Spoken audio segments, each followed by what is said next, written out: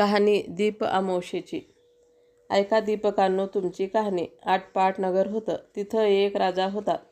त्याला एक सून होती. तिनं एके दिवशी घरातला पदार्थ स्वतः खाल्ला आणि उंदरावरती आळ घातला. आपल्यावरचा प्रमाद टाळला. इकडं उंदराने विचार केला की हा आपल्यावर उगाच आळ आला आहे, तेव्हा आपण सूड घ्यावा. म्हणून सर्वांनी विचार केला व रात्री हिची चोळी पाहुण्यांच्या अंथरुणात नेऊन टाकली. दुसऱ्या दिवशी हिची फजिती झाली. सासू व दिरांनी निंदा केली. घरातून तिला घालवून दिली. हिचा रोजचा नेम असे की रोज दिवे घासावे, तेलवात करावी, स्वतः ते लावावेत, खडी साखरेच्या खड्यानं त्यांच्या ज्योती साराव्या, दीप अमावस्येच्या दिवशी त्यास चांगला नैवेद्य दाखवावा. याप्रमाणे ही घरातून निघाल्यावर ते सारं बंद पडलं. पुढं दीप अमावस्येच्या दिवशी राजा शिकारीहून येत होता. एका झाडाखाली मुक्कामास उतरला. तिथं त्याच्या दृष्टीस एक चमत्कार पडला. आपले सर्व गावातले दिवे अदृश्य रूप धारण करून झाडावर येऊन बसले आहेत. एकमेकापाशी गोष्टी करीत की कोणाचे घरी जेवावयास काय केलं होतं, कशी कशी पूजा मिळाली वगैरे चौकशी चालली आहे. सर्वांनी आपापल्या घरी घडलेली हकीकत सांगितली.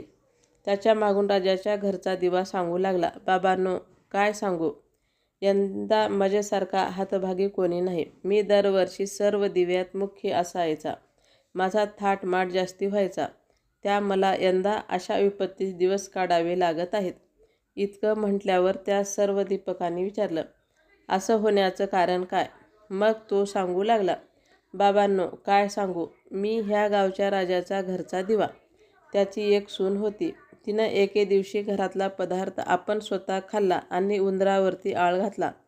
आपल्यावरचा प्रमाद टाळला. इकडे उंदराने विचार केला, हा आपल्यावर उगाच आळ घातला आहे, तेव्हा आपण हिचा सूड घ्यावा. म्हणून सर्वांनी विचार केला आणि रात्री हिची चोळी पाहुण्यांच्या अंथरुणात नेऊन टाकली. दुसरे दिवशी हिची फजिती झाली. सासू सासऱ्यांनी निंदा केली. घरातून तिला घालवून दिली. म्हणून मला असे दिवस आले. ती दर वर्षास माझी मनोभावे पूजा करीत असे. जिथं असेल तिथं ती खुशाल असो, असं म्हणून देवानं आशीर्वाद दिला. सदरहू घडलेला प्रकार राजानं श्रवण केला. आपल्या सुनेचा अपराध नाही अशी त्याची खात्री झाली. घरी आला. कोणी प्रत्यक्ष पाहिलं आहे काय म्हणून चौकशी केली, तेव्हा कोणीही पाहिलं नाही असं समजलं. मग तिला मेना पाठवून आणली. झाल्या गोष्टीची क्षमा मागितली. साऱ्या घरात मुखत्यारी दिली. ती सुखानं राज्य करू लागली.